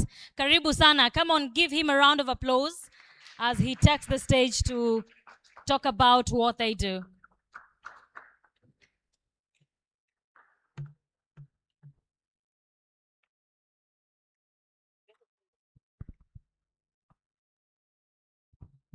Hello, good afternoon. Good afternoon once again. Okay, my name is Brainy and I'm from Post Bank. The MC in charge has given me 2 minutes. So I would like you people to be attentive to whatever I'll say. I'll be so quick, okay? So there is a difference between Post Bank and Post Office. We used to operate under East African Post Office back then in 1910, and coming to 1978, we were fully incorporated and we started our banking operations, okay? So nisipate mtu anaenda posta kutafuta Post Bank. So we are fully licensed and we are fully operational as the only savings bank in Kenya. Are we together? Okay. The reason as to why I'm here is because number one, mmeniita. You guys have called me. I was seated there very attentive to the panelists, na nikasikia mambo na pesa ya upkeep, right? So there was a discussion about HELB, and the question was, how much are we receiving as upkeep? But you didn't ask where is the amount being disbursed to, right? Postbank has got an MOU with HELB, and therefore we are able to create an account for students. Kama hauna ID, there is an account for you. We create that account for you so that easy upkeep zitumwe kwa bank account yako. Are we together, students? Are we together? Yes. So apart from that, najua sisi ni majenzi and we like soft things, right? We are paperless and therefore we are able to mobile bank at your comfort. Ukiwa shuleni, ukiwa nyumbani, you're able to check your bank balance, you're able to buy airtime, you're able to deposit, you're able to transact. The reason as to why we encourage everyone in the house to consider Postbank is number one, we are the only post savings bank in Kenya. Number two, as a student, ukieka zile pesa yako pale ukisave, there is nothing like ledger fee. There is nothing like excess duty. That means when you receive a HELB upkeep of about that amount that I told you, right? The amount won't be deducted. Ukieka pale for maybe 1 month or 2 weeks, haitakatwa. So pesa yako itabaki pale until you opt for withdrawal. Ile time utafanya nini? Utatoa uweke kwa M-Pesa yako. So now let me go to requirements. If you are 18 years old and above, I will only need your ID, okay? And of course, it's important so that you apply for KRA PIN as well, and 200 shillings only, right? Na kama hauna ID, I will only need your birth certificate plus the 200 shillings, right? So for many questions, if you have a questions, if you have a concern, if you want to open an account, we are stationed at the back, right? Outside, kule nyuma, we are stationed. So please come so that we advise you accordingly. We create an account for you. Ukitoka hapa, apply HELB. Ukienda ku apply HELB, tayari uko na account. Sawa sawa. So thank you so much, and that has been my time. Thank you so much, Brainy. A round of applause for him. I call him Bwana President because I knew him when he was a student leader. And I hope that will be a story for many of us here. All right, allow me to welcome. I am very scared to butcher people's names. The representative from Kenyatta University. Care. Okay, he will, I don't want to butcher your name, so I honor you. Please, you will introduce yourself. Karibu sana. A round of applause for him. I am actually an alumni of Kenyatta University, so it's amazing to see you, sir. A round of applause for him as he takes the stage. Come on, let's give him a round of applause.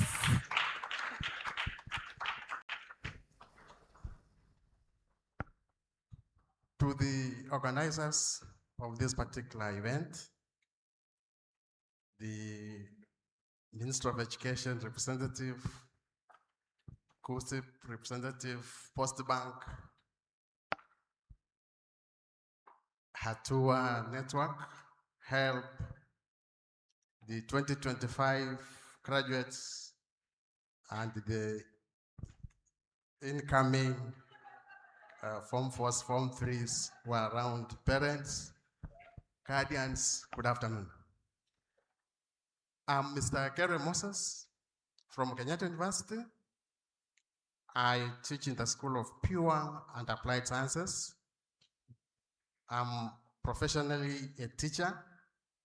I did my BSc Biological Sciences, Moi University.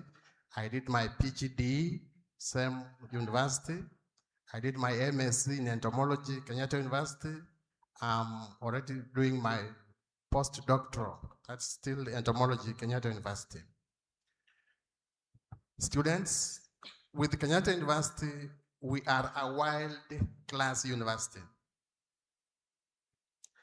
I've listened to so many questions. This afternoon, Madam Nawal, for the first time, she has taken all her time to be with us. She has always been very busy, and she's always very busy, but I don't know why she has taken the whole time now. Madam Sub-County, students, you are very lucky to have such people. You have heard from the Sub-County Director of Education representative. We have the help people. In fact, the questions you've asked here, those are the questions we face at the universities. And that's why we always partner with help people, COSIPs. Some of those questions, we cannot answer them. So now imagine, this is just a small event here with such questions. What will happen if you are to organize for a region? We need to disseminate more of this information. Kindly organize more of this particular forum. I'm here representing Kenyatta University. We have a campus in this particular region. Iko hapa karibu na Central Bank.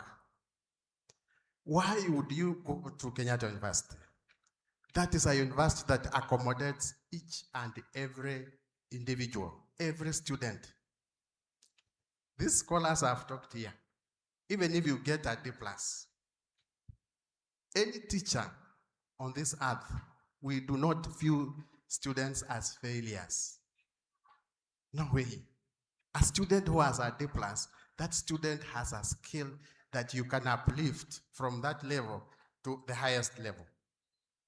So Kenyatta University, we accommodate both. You can start with your D+ certificate, diploma, degree, master's, then PhD. What we require is self-discipline, passion, and you follow instructions. For more information, we have our tent outside here. So come to Kenyatta University. We always move with time. You can't come to Kenyatta University and you mess around. If it's a degree course, it takes how many years? 4 years. Strictly, we shall accord you 4 years. If it's a master's, 2 years. PhD, 3 years. Then you are done. Thank you very much. Welcome to Kenyatta University. Thank you so much, sir. A round of applause for him. Thank you. I'd like to also call to the stage Ms. Jacqueline Kiplagat, Swahili Port Center Coordinator, to also get to give her remarks.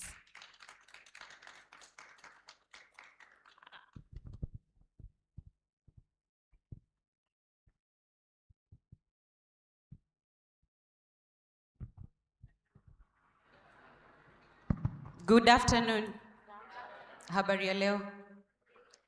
Would like to really express my appreciation to the Hatua Network team for allowing Swahili Pot to take about just 2 minutes to explain a bit of what we do. Thank you. Yeah. Thank you so much again to the organizers. We truly appreciate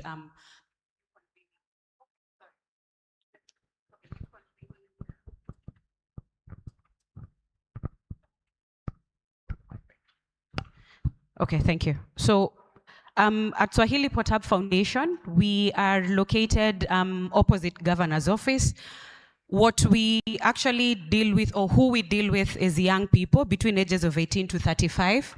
But for us, what we also then understand is we have some young people that are not able to go through, you know, the quote unquote, the proper channel for education. So this is young people that are facing challenges one way or another when it comes to their education journey, and they may have dropped out of the way. And research actually shows that we have about, and this was way back, about 373,000 young people who actually are out of school, not in any form of employment or not in any form of education. And so what Swahili Foundation does is we have a number of programs that come in to support this particular category of young people. And what we do, we start with a mentorship program where we support young people to actually understand who they want to be in life and what they want to be. And beyond that, we also have entrepreneurship programs where we support young people to actually pitch the ideas they have. So you would come in front of a panel of judges where you actually share the ideas you have. And then we have a 3 days training where you can now join in to actually be trained on business development and entrepreneurship. And after that, you qualify to apply for what we call Challenge Fund, which is part of a seed funding. And beyond that also is we work with partners to ensure that whenever there are available opportunities for work, the employers are in a position to support us to do that. What we do is we call the demand-driven approach. So we actually get in contact with employers. They help us understand what kind of skills are available. Then we work backwards. We ensure that then we are working with institutions such as KEMU and others that we've worked with to ensure that even if there is no curricula, for example, for that particular opportunity that this employer wants to employ, then we work very closely with them to come up with a curricula and have young people go through it.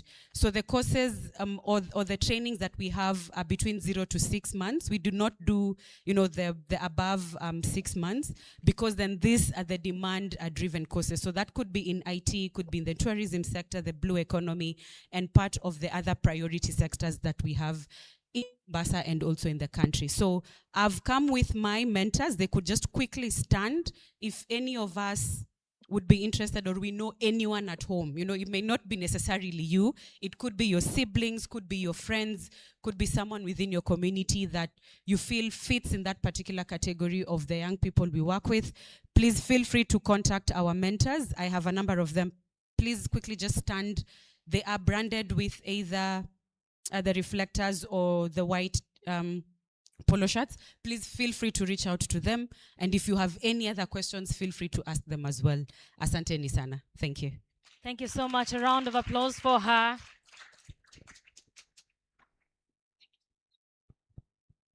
All right. Now, I'd like to welcome a scholar to give closing remarks. It's very important that we also get to hear from Hatua scholar. And I'd like to call Zinedine Okuta. Did I butcher your name? You will tell us. You'll tell us. Let's appreciate him.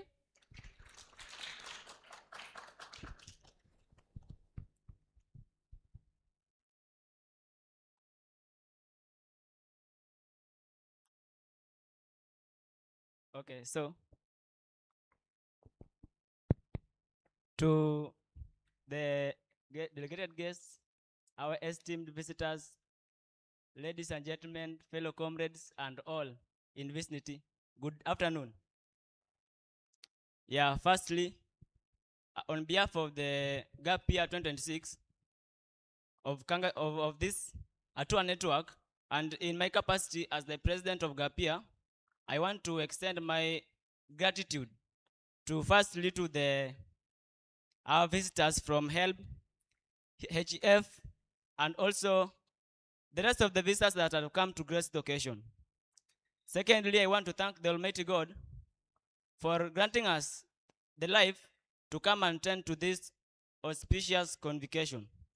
Thirdly, I want to say that to Hatua, we are very grateful for those who organized this occasion, because it has been very impactful. We have come to learn a lot of different things, and we hope that we are going to apply them. We are appreciating your continued support to our scholars, and also not only through fundings, but also through information that will help us to remove those problems that for a long time have been anchorizing our societies. We are hoping, as the scholars of GAP Year, as we move from here, we are going to apply those things, transform those information into practical things that we can apply so that we may find solutions that are affecting our societies outside there. Let us use that information as a paradigm of influence to help everybody outside there who might be in any problem that we can solve. And lastly, I want to appreciate those who are invited and so it's necessary to come and attend this occasion.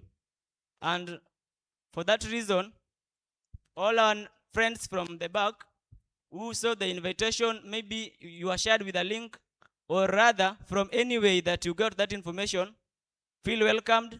May God bless you all. God bless our partners, our donors, and may God bless the work of our hands. Thank you very much. Thank you very much, Bwana President. I think I officially changed your name. We call him Bwana President until further notice. All right. Thank you so much, Zinedine Okuta. That was such an, in your own words, auspicious way of, closing that out. All right. Now, this event would not have been a success if it were not for Hatua Network team putting this together, headed by the one in charge of the scholarship department and the main event organizer, if you may, Faith. Faith Mutua, where are you? Come on, let's appreciate this lady better. Now I'll ask her team members to just come and stand here as she gives her closing remarks. We need to see the amazing team that really planned this out. Where are her team members? Right, let's appreciate them. Come on. DJ, you can do that thing as they come, as we appreciate them. We will really appreciate. The rest of the team members can also join in.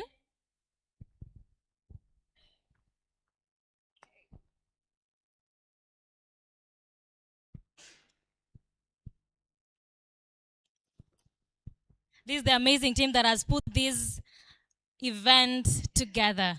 Congratulations, Faith. This was amazing. Thank you. Good afternoon.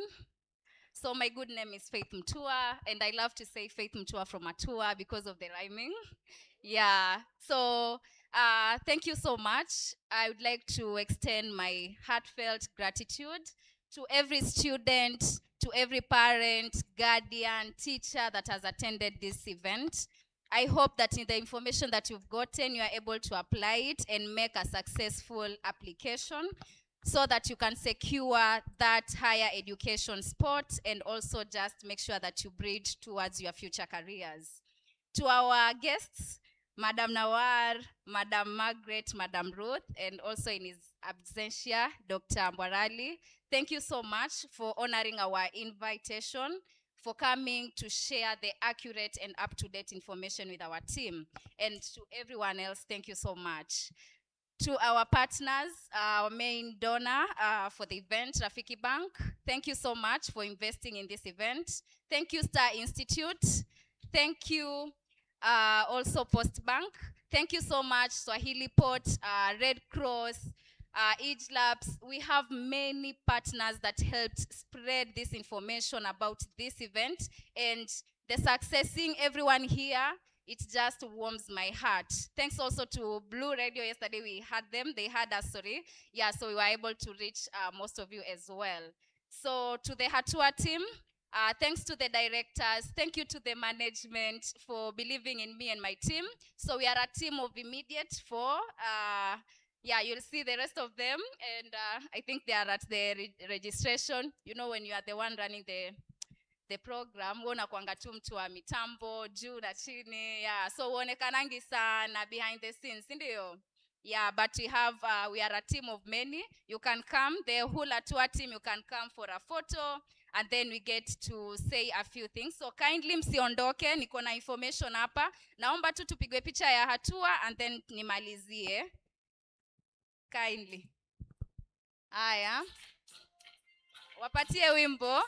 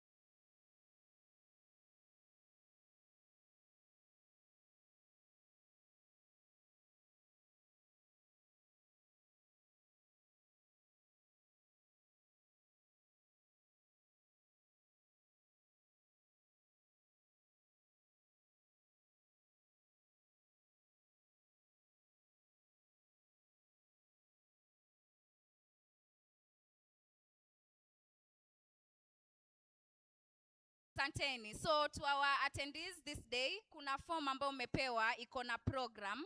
Most of you mmepewa hii form. So nyuma utaona kitu ambayo inakaa hivi vile imeprojectiwa pale. So you are able to see that. So even to our online viewers, kuna link ambayo itawekwa hapo. So this is feedback for the event on how it's gone. So kuna a few questions zenye ziko pale. Kwa wale ambao hawana smartphone, kama uko na smartphone tulikuwa tumewekewa tayari password, so you are able to access it via the Google Forms. Kwa wenye hawana, kuna zile forms ambazo zimepeanwa physical for the students mmepewa. Yeah, so we are able to go through it and feel that in Atua we know that feedback helps us grow, makes us better. So we are here, we embrace both positive and constructive feedback. So we want to hear from you on how like the next event itakuwa, the improvements zenye tunaweza make na what you learned from the event. So I want to take us through the first question. So before this event, how much did you know about tertiary education financing options? That is the HEF, HELP, scholarships, and bursaries. So in the options, you have a little, nothing, some understanding, and a lot. Wakati wewe uliingia kwa ule mlango ile mara ya kwanza ukaingia ukakaa, information about hizo organizations ulikuwa iko vipi? A little ni kidogo, all the way mpaka a lot ilikuwa uko na nyingi. Sasa hii ya pili inasema, after attending this event, do you feel confident that you can apply for HEF and HELP support or guide another student through the application process after this workshop? So una feel aje sai, now that you've gone through the application, are you confident, slightly confident, not confident, or very confident? Kindly respond to that. Then kuna ya tatu, why? Explain the reason that hiyo yenye umeka, hiyo choice yenye umeka kwa hiyo question 2. Then we have question 4. How confident are you in your knowledge of financial support options available to help pay for tertiary education? Your knowledge yako sahi iko vipi? Are you confident in that knowledge? Can you guide someone through the application? Then the other one, how would you rate your overall experience of the workshop? How was the experience overall? To sum it up, was it excellent, good, fair, or poor? Then lastly, what improvements would you suggest for future sessions? Sasa hapo naomba mtutaipie. Najua wengine washaniambia, lakini sasa ziandikeni hapo ndio hata ile data team yetu ikifanya analysis, we are able to see where we can improve next time. Aya, if you are done filling the survey, I want to see your hand. Bado? Okay, let me give you a few 2 minutes. So maybe DJ unaweza tuwekea music kidogo, tukiwapatia time 2 minutes wamalize.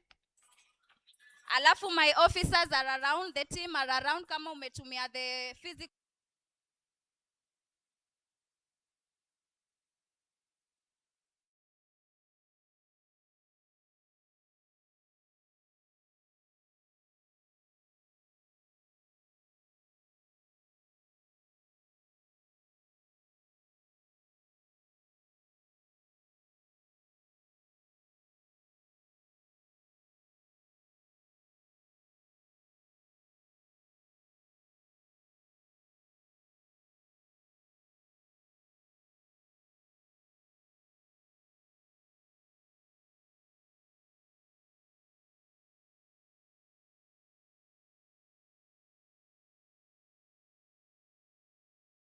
la raheli katika hizo applications zenu ya na mfike nyumbani salama. Till next time, mnaweza tu follow Hatua Network katika all platforms ndio muweze kujua kama kuna opportunities za scholarship huko kwa wenye labda mko na ndugu wadogo wa senior secondary, na hiyo tertiary kama vile mmesikia mwenzetu Daniel amesema. Sawa?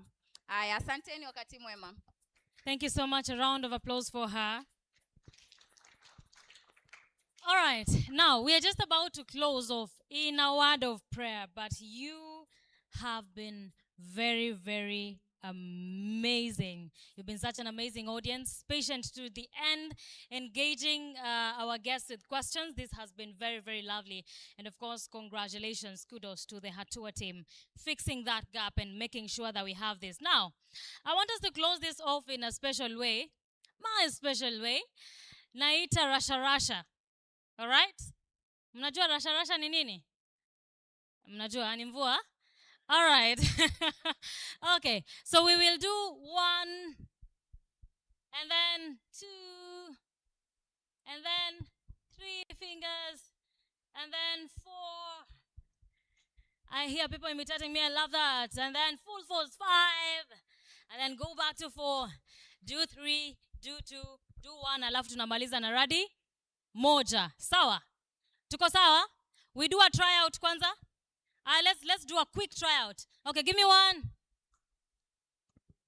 2. Yeah. 3.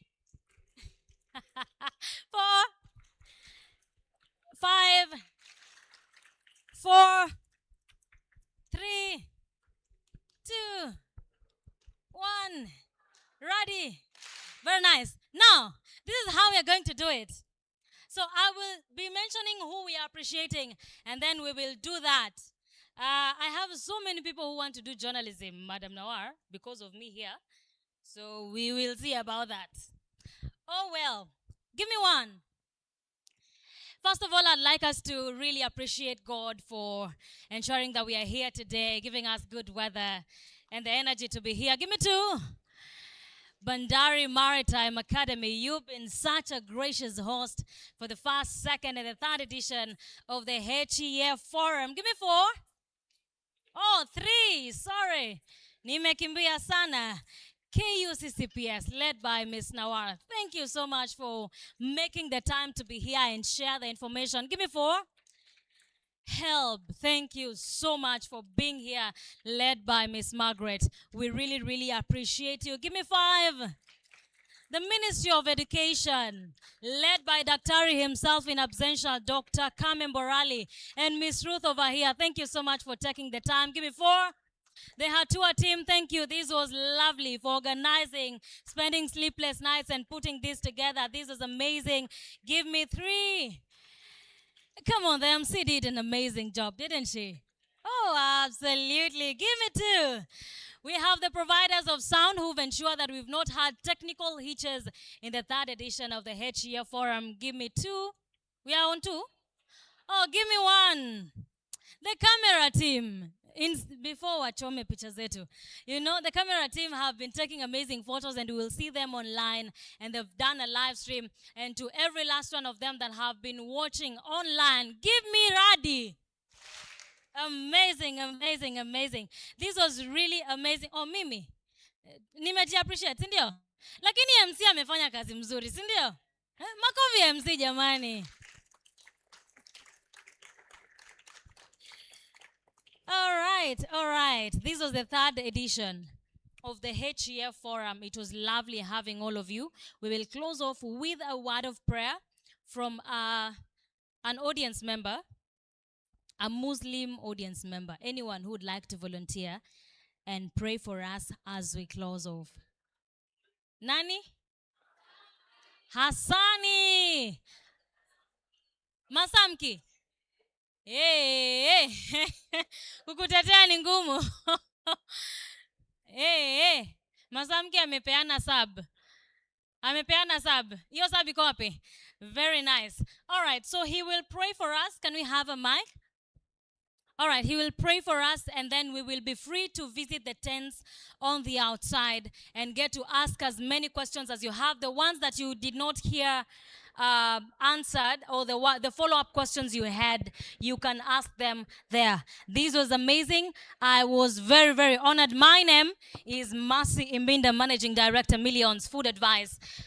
I also did journalism, and I've been super, super honored. Thank you, Hatua Network, for giving me this opportunity yet again to come here, and I really had so much fun. You've been a lovely sport. Do have yourself a lovely day. Thank you.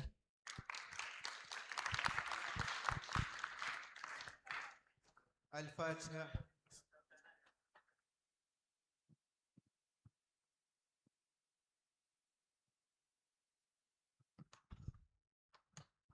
آمين. الحمد لله رب العالمين والصلاة والسلام على شفيع الأنبياء والمرسلين. ربنا آتنا في الدنيا حسنة وفي الآخرة حسنة وقنا عذاب النار.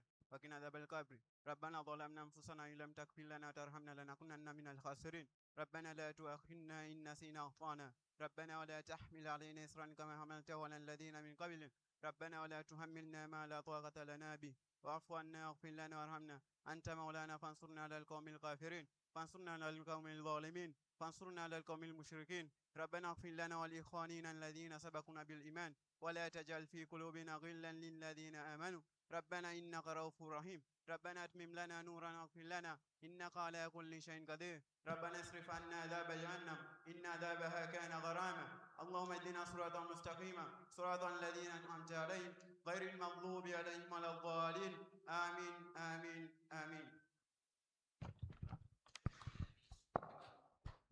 Thank you. We'll allow our guests to leave first, and then the rest of us will be free to leave at our own pleasure.